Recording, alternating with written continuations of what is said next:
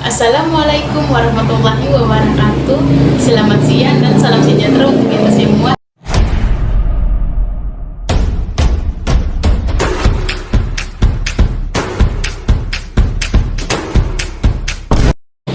Nah, di video kali ini kami dari kelompok 5 akan membahas tentang apa itu tiroid. Pasti kalian bertanya-tanya apa sih tiroid. Nah, sebelum kita ke pembahasannya, di sini saya akan memperkenalkan teman-teman saya. Satu, Nur Afni Kamela, saya sebagai ketua kelompok dari kelompok 5. Yang kedua, Salwa Sasabila Musin. Yang ketiga, Yeremias Kunintetu. Yang keempat, ada Sri Tamaela. Yang kelima, Vini Halim. Yang keenam, Leibirna Low. Yang ketujuh, Mentika Pakisahusiwa. Tanpa buang-buang waktu, kita ke video selanjutnya.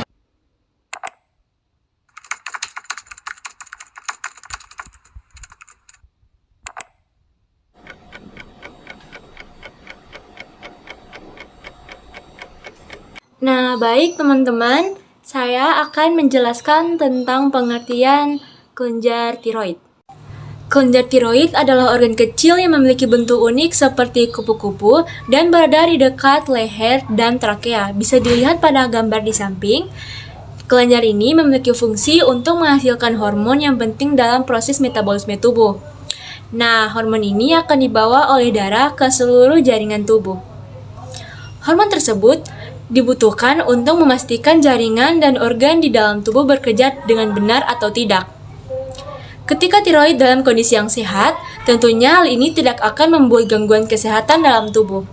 Namun, terlalu banyak atau sedikit hormon tiroid yang dihasilkan justru malah memicu beberapa gangguan kesehatan yang perlu diwaspadai.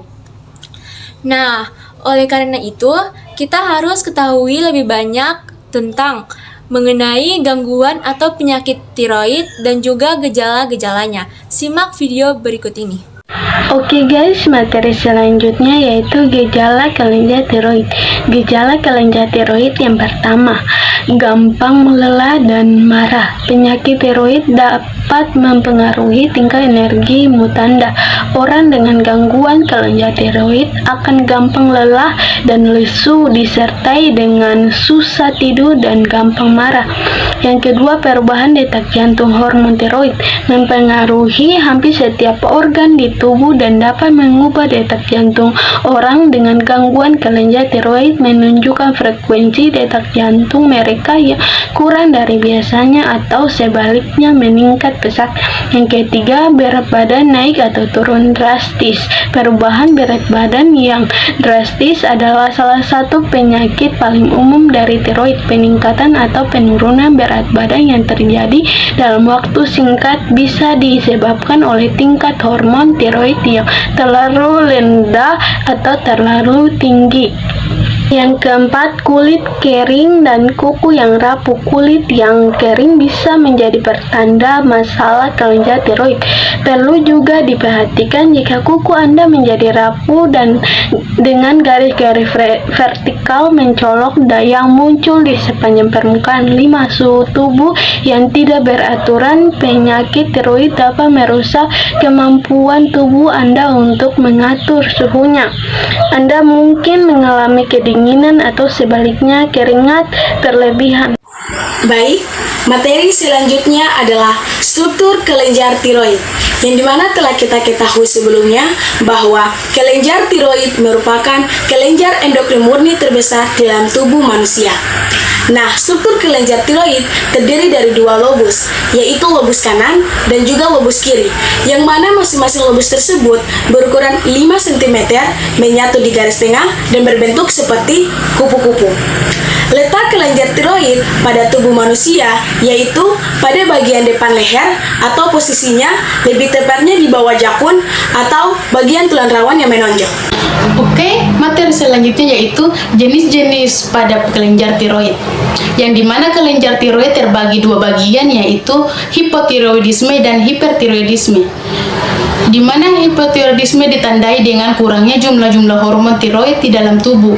Berikutnya jenis-jenis hipotiroidisme yaitu 1. Tiroiditis, 2. Tiroiditis Hashimoto, 3. Tiroiditis pascapartum, yang keempat kekurangan yodium, yang kelima kelenjar tiroid yang tidak berfungsi.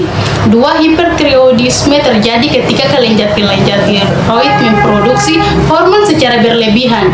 Hal ini kemudian dapat ditimbulkan kondisi-kondisi berikut seperti 1. Penyakit Graves, 2. Nodul, 3. Tiroiditis, 4. Yodium yang berlebihan.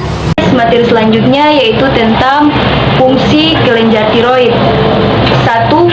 Mengontrol kecepatan tubuh saat mengolah makanan dalam sistem pencernaan. 2. Mengatur irama dan detak jantung serta tekanan darah. 3. Menaikkan atau menurunkan suhu tubuh. 4. Mengontrol kecepatan tubuh dalam melakukan reproduksi sel. Oke guys, kita masuk dalam materi selanjutnya, yaitu tentang cara mencegah penyakit tiroid, terbagi atas 6 bagian. Yang pertama, minta pelindungi radiasi saat arus Röntgen. Yang kedua, berhenti merokok atau hindari asap rokok. Yang ketiga, lakukan pemeriksaan fisik tiroid secara rutin. Yang keempat, diskusikan suplementasi selenium dengan dokter. Yang kelima, diagnosis dan obati penyakit silia. Yang keenam, temui dokter secara rutin. Oke teman-teman, selanjutnya di sini saya akan membahas tentang hormon yang terdapat pada kelenjar tiroid. Jadi hormon yang terdapat pada kelenjar tiroid terdiri atas 3, yaitu yang pertama yaitu hormon tiroksin atau yang biasa disebut juga hormon T4. Jadi fungsi utamanya adalah untuk mengatur metabolisme dalam tubuh. Hampir semua sistem tubuh dipengaruhi oleh hormon tiroksin ini. Nah teman-teman, oleh karena itu, kadar hormon tiroksin ini harus berada dalam keadaan normal untuk bisa menjaga kesehatan tubuh. Nah teman-teman, selanjutnya hormon yang kedua yang terdapat pada kelenjar tiroid yaitu hormon triiodothyroid atau yang biasa disebut juga dengan hormon T3. Nah teman-teman, selanjutnya hormon yang kedua yang diproduksi oleh kelenjar tiroid adalah hormon triiodothyroid. Hormon ini adalah bentuk aktif dari hormon tiroid. Nah teman-teman, sekitar 20% hormon tiroid ini disekresikan langsung ke dalam aliran darah oleh kelenjar tiroid, dan sisanya 80% dihasilkan dari konversi tiroksin oleh organ seperti hati dan juga ginjal. Oke teman-teman, yang terakhir atau hormon yang ketiga yaitu hormon kalsitonin. Jadi hormon terakhir yang diproduksi oleh kelenjar tiroid adalah kalsitonin. Jadi kalsitonin ini dibuat oleh sel C di kelenjar tiroid. Kalsitonin ini adalah hormon yang dibuat dan dilepaskan oleh kelenjar tiroid untuk membantu dan mengatur kadar kalsium dalam darah dengan cara menurunkannya. Oke baik teman-teman, sampai di situ saja penjelasan saya. Terima kasih. Ya, demikianlah hasil presentasi kami. Bila ada salah kata, kami mohon maaf. Wassalamualaikum warahmatullahi wabarakatuh. Salam sejahtera bagi kita semua. Salam.